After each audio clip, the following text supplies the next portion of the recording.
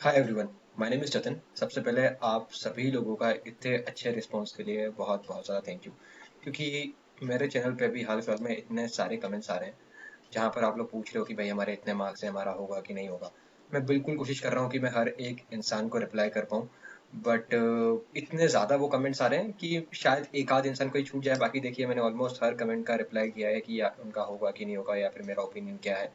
अ, तो मेरे को कुछ एक स्पेसिफिक कमेंट आ रहा था जहाँ पर मुझसे बहुत सारे लोग पूछ रहे थे कि भैया हमारी शिफ्ट में नॉर्मलाइजेशन कितना होगा, या फिर हमारी शिफ्ट टफ थी कि हार्ड थी। तो उससे रिलेटेड क्या था कि मैंने भी हाल फिलहाल मेरे चैनल पे एक कम्युनिटी पोस्ट डाला था। आप इसको यहाँ से देख सकते हैं। आप मेरे चैनल पे जाएंगे और कम्युनिटी टैब पे जाएंगे तो आपको ये दिखेगा। तो इसमें मैंने लिखा था, hi everyone, lately there has been a lot of confusion among patwari candidates कि आखिर उनकी शिफ्ट में नॉर्मलाइजेशन कितना होगा। In the very same regards, I have decided to find its answer for all of us but need your help. Can you guys please comment your shift date, example 17th April 2nd, and its average score as per rank IQ? I will analyze this response and will upload a video regarding same. तो मैं ये वही video डाल रहा हूँ। तो यहाँ पर जैसे आप देख सकते हैं 18 लोगों का कमेंट आया है, बट यहाँ पर एक भाई थे श्यामू गुप्ता जिनका नाम है, शाउट आउट टू हिम। इन्होंने मुझे मेल पे एक पीडीएफ भेज दिया ये वाली, जहाँ पर उनके पास सारी शिफ्ट्स का ऑलरेडी एवरेज स्कोर थे।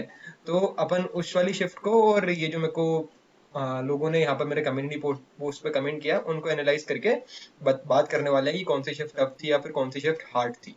ठीक है, तो ये पूरी की पूरी जितनी अपनी टोटल 70 शिफ्ट्स थी, सबका डेटा आपको इस वाली जो मैं पीडीएफ दिखाने वाला हूँ और जो मैं आपको डेटा दिखाने वाला हूँ उसमें मिल जाएगा।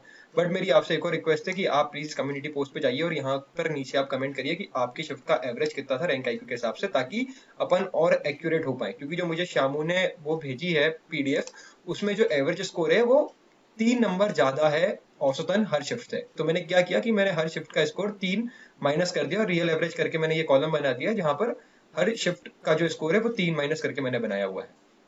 और एक और चीज मैं बता दूं कि जैसा कि आपको पता होगा, इस चैनल पे हम लोग 75 हार्ड यूपीएससी चैलेंज चला रहे हैं। उसके तहत मैं रोज एक ब्लॉग डालता हूँ, तो वही ये ब्लॉग अभी एक्सपोर्ट हो रहा है, मैं इस ब्लॉग को अपलोड करने वाला हूँ।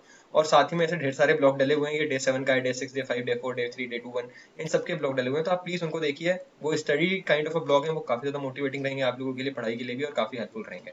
तो आगे बढ़ते हैं उस शीट के साथ। तो ये शीट खुली हुई है, यहाँ पर आप देख सकते हैं। इसमें मैं आप लोगों का ज़्यादा समय बर्बाद नहीं करना चाहूँगा, क्योंकि यहाँ पर देखें आप तो 70 शिफ्ट हैं और अगर मैं हर एक का नाम नंबर बोलूंगा तो शायद आप लोगों के लिए बहुत ज़्यादा बोरिंग हो जाए। तो एक काम ऐसा करता हूँ, मैं इसको धीरे धीरे स्क्रॉल करता हूँ नीचे। ठीक है, तो जहाँ पर भी आपकी शिफ्ट होगी, आई आपकी जहाँ पर भी शिफ्ट, आप उस पार्ट को स्टॉप कर लेना और उसका स्कोर देख लेना, और फिर वीडियो को थोड़ा आगे चल के स्किप कर देना, और फिर वहां से जो अपन आगे की बात करने वाले हैं वो आप सुन सकते हैं। तो सबसे पहले है 25 मार्च, 27 मार्च, 21। ठीक है, मैं जल्दी जल्दी बढ़ा लेता हूँ थोड़ा। ये आप यहाँ पर देखते चलिएगा, ये ब्लू वाला जो है यहाँ पर आपकी शिफ्ट का नाम आ रहा है कि नहीं। और यहाँ पर इधर ये जब ये वाला अपना फर्स्ट कॉलम है, ये है आपकी शिफ्ट के टॉपर के मार्क्स कितने हैं और कितने लोगों ने अभी तक डेटा रैंक आईक्यू में डाला है। यहाँ पर आप एक और चीज जो नोटिस करेंगे, जितने ज्यादा लोगों ने रैंक आईक्यू पर डेटा डाला है उस शिफ्ट में, उसका एवरेज और ज्यादा है। ये क्यों हुआ है, इसका लॉजिक मैं आपको बाद में बताऊंगा, क्योंकि एक बहुत ज्यादा ये कंसर्न है बच्चों के बीच में अभी।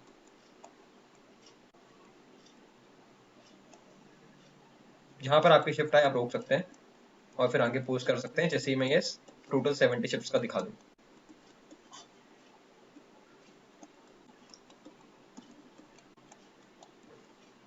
यहाँ पर ये 26 मार्च की जो सेकंड शिफ्ट थी उसका लोएस्ट स्कोर है, एवरेज स्कोर 97 जो आया है। ये देखिए आप, 97.84। ओके, और एक शिफ्ट का जो एवरेज स्कोर है वो 120 भी है। अब एक क्वेश्चन जो बच्चों के मन में सबसे ज्यादा है अभी, वो ये है कि रैंक आईक्यू पे अगर कोई शिफ्ट में सबसे ज्यादा लोग बाग डेटा डाल रहे हैं तो वो ज्यादा क्यों दिख रहा है। मैं आपको एक चीज बताना चाहूंगा, रैंक आईक्यू पे जो इजी शिफ्ट होती हैं वो बहुत ज्यादा इजी दिखाते हैं, और जो टफर शिफ्ट होती हैं उन्हें और ज्यादा वो टफ बताता है। ऐसा क्यों बताता है?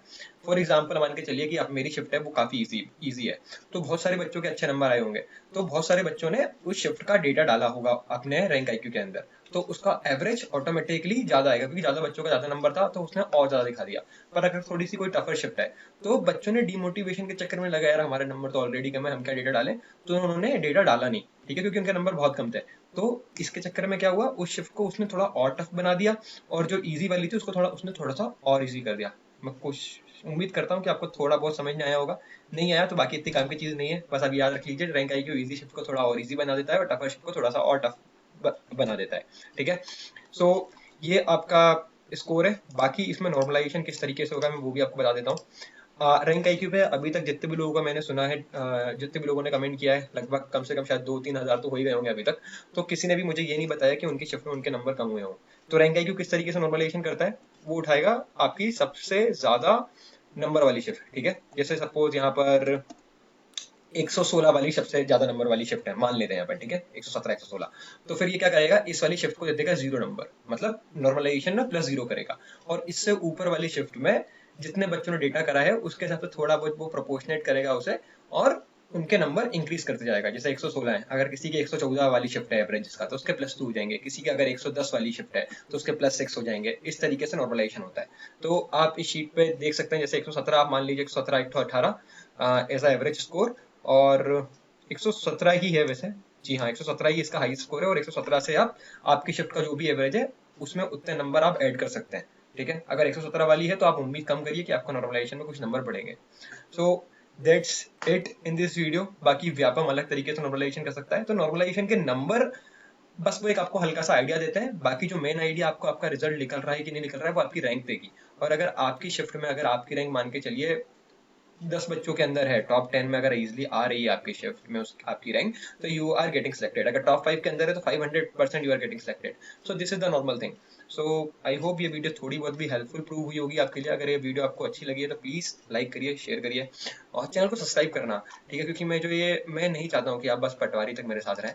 मैं चाहता हूँ कि ये थोड़ा सा लंबा रिश्ता चले जब तक मैं अपने यूट्यूब करियर को फॉलो कर रहा हूँ। क्योंकि मैं जो ब्लॉग डाल रहा हूँ मैं बहुत सारे एग्जाम से रिलेटेड डाल रहा हूँ। बस अपना पटवारी एक एंड गोल नहीं है, पटवारी के बाद भी अपन को बढ़ते चलना है जब तक अपन UPSC क्रैक करके कलेक्टर नहीं बन जाते हैं। तो प्लीज आइए मेरी जर्नी में और मेरे साथ जुड़िए। Till then bye bye, take care, see you soon. जैसा आप देख सकते हैं इतनी सारी वीडियो है। So bye.